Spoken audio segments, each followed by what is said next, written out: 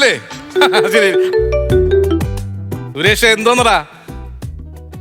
കഷ്ടമായിപ്പോ. നീ എന്റെ കല്യാണത്തിന് വരാത്ത കാര്യം എന്താ? അത് മോശമായിപ്പോയി. ഞാൻ നിന്റെ കല്യാണത്തിന് വന്നതല്ലേ? ഞാൻ നിന്റെ കല്യാണത്തിന് വന്നിട്ട് 2000 രൂപ തന്നേലേടാ. അതെനിക്കൂടെ തരണ്ടേ? പിന്നെ റിസപ്ഷൻ എങ്ങനെ നീ വീട്ടിൽ വരണം, മനസ്സിലായ? പിന്നെ വരുമ്പോഴത്തേക്ക് അച്ഛൻ, അമ്മ, പെങ്ങള്, മാമൻ, അളിയൻ ഇവരെല്ലാരും കൊണ്ടുവരരുത്. കാര്യം എന്താ പറയാ, ഞാൻ ഒറ്റയ്ക്കാണ് എനിക്ക് 2000 രൂപ തന്നത്, മനസ്സിലായില്ല? അങ്ങനെ ഒറ്റയ്ക്ക് വന്നാൽ പ്രസാദേ, സന്തോഷമായല്ലോ. സന്തോഷം. അമ്പരപ്പ് തറവാട്ടിലെ അശ്വതി ഒരു ബ്രോക്കറായിട്ടല്ല നിന്റെ കൂടെ നിന്നേക്കുന്നത്, അതെനിക്കറിയാം. ഒരു കൂട്ടുകാരിയായിട്ടാ നിന്റെ കൂടെ നിന്നേക്കുന്നത്. ഈ നാട് നീളെ പോയി കിടന്ന് കുറെ പെൺപിള്ളേരെ കണ്ടു, ഒന്നും സെറ്റായില്ല. അവസാനം എന്റെ തറവാട്ടിൽ നിന്ന് നല്ല സുന്ദരി ഒരു പെങ്കൊച്ചിനെ ഞാൻ കെട്ടിച്ചു കൊടുത്തു. ഹാപ്പിയാണല്ലോ? പിന്നെ നീ പുതുമോടിയാണ്. കുറച്ച് കാര്യം ഞാൻ പറഞ്ഞു തരാം. ചരട് നമ്മുടെ കൈ വേണം. ഈ ചരട് നമ്മൾ ആണുങ്ങൾക്ക് സൂക്ഷിക്കാൻ പറ്റൂല, പെണ്ണും കാണുമ്പോ അത് കൃത്യമായിട്ട് സൂക്ഷിക്കുകയും ചെയ്യും. നമ്മൾ ഈ താലി കെട്ടുമ്പോഴത്തേക്ക് ചരട് കെട്ടുന്ന കാര്യമില്ല. ഈ പെൺപിള്ളേരെന്ന് പറഞ്ഞ പട്ടം പോലെ പാറി അങ്ങ് നടക്കും. അതിന്റെ ഒരു പിടിവള്ളി നമ്മുടെ കൈ വേണോന്ന്. അല്ലാതെ ആ വാളത്തുങ്ങൾ സോമന്റെ കൂട്ടായി പോരെന്നാ ഞാൻ പറഞ്ഞത്. അതാര് വാളത്തെങ്കിൽ സോമൻ? അതെന്റെ കെട്ടിയോൻ. പാറിപ്പറത്തി വിട്ടേക്കുമല്ലായിരുന്നു. എടാ എന്തിയേടാ രാജി എന്തിയേ? യോ ഒന്നും പറയണ്ട. ഈ പകല് മൊത്തം ഞാൻ എന്നെ അവളെയും കൂടെ ഫോട്ടോ എടുത്ത്, ഒരുപാട് ഫോട്ടോ എടുത്ത്. ഇനി സെപ്പറേറ്റ് ഫോട്ടോ എടുക്കണമെന്ന് പറഞ്ഞ ക്യാമറമാൻ അവനെ കൂടെ കൊണ്ടുപോയിരിക്കുക. എത്ര നേരമായെന്നറിയാമോ? 1.5 മണിക്കൂർ ഞാൻ കാത്തിരിക്കുന്നു ഇവിടെ. സെപ്പറേറ്റ് ഫോട്ടോ എടുക്കാൻ പോയോ? സെപ്പറേറ്റ് ഫോട്ടോ എടുക്കാൻ വേണ്ടി പോയതാ. എടാ, അമ്പരപ്പ് തറവാട്ടിലെ അശ്വതി അങ്ങനെ കൊതിയുന്നോണയൊന്നും പറയുന്ന ടൈപ്പ് അല്ല. എന്നാലും 2 വർഷം മുമ്പ് നമ്മുടെ രഘുവണ്ണന്റെ മോടെ കല്യാണം നടത്തി കൊടുത്തത് ഞാനാ. സുന്ദരി എന്ന് പറഞ്ഞ ഒരു സുന്ദരി ഒരു പെണ്ണ്. എവിടെ കാട്ടി കൊള്ളാമോന്ന് സുന്ദരി പെണ്ണ്.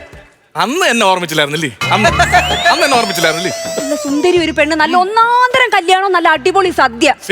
സദ്യ അങ്ങോട്ട് വിളമ്പിക്കൊണ്ടിരിക്കുന്നു, പെണ്ണും ചെറുക്കനും അവിടെ ഇരിക്കുന്നു. ഒരു നരുന്ത് പോലെ ഒരു ചെറുക്കൻ ഒരു 4 ഉപ്പേരിയായിട്ട് അതിലെ അങ്ങോട്ട് വന്നു. അവൻ അങ്ങ് പോയി. അത് കഴിഞ്ഞപ്പോ ഇവക്ക് ഉപ്പേരി വേണം. വീണ്ടും അവനെ വിളിച്ചു, ഒരു 4 ഉപ്പേരി അങ്ങോട്ട് വെച്ചു, അങ്ങ് പോയി. വീണ്ടും അവനെ വിളിച്ചു, ഇല്ല, അവളെയും കൊണ്ടങ്ങ് പോയി.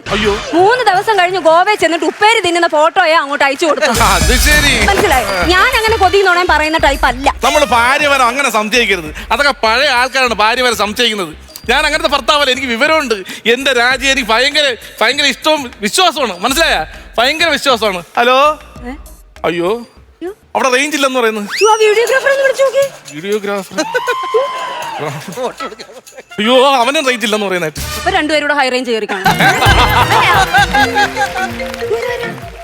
ഹലോ, റേഞ്ച് കിട്ടുന്നില്ലല്ലോ. ശരി, യോ യോ യോ യോ യോ യോ യോ.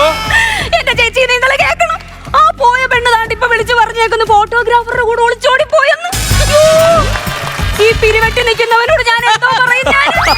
അയ്യോ യോ യോ യോ യോ യോ യോ എന്റെ ദൈവമേ. യോ ഇതെന്തോന്ന്? യോ പ്രസാദേ, നമ്മൾ എല്ലാത്തിലും ഒരു തഞ്ചം കാണിക്കണം. നല്ല സുന്ദരിയായ ഒരു പെണ്ണിനെയാ നമ്മൾ കെട്ടിച്ചു തന്നത് നിനക്ക് ഞാൻ. നീയും സുന്ദരനാ. പക്ഷെ പന്തിയിൽ ഒരു പറച്ചിലുണ്ടായിരുന്നു, അവള് നിനക്ക് പറ്റിയ പെണ്ണല്ലെന്ന്. ആവശ്യമില്ലാത്ത വർത്താനോട് സംസാരിക്കുന്നത്. എന്റെ കൂട്ടുകാർ പറഞ്ഞല്ലേ എനിക്ക് പറ്റിയ പെണ്ണാണ്, എനിക്ക് പറ്റിയ പെണ്ണാണ്, എനിക്ക് പറ്റിയ പെണ്ണാണെന്ന്. പറ്റിച്ച പെണ്ണെന്നായിരിക്കും പറഞ്ഞത്.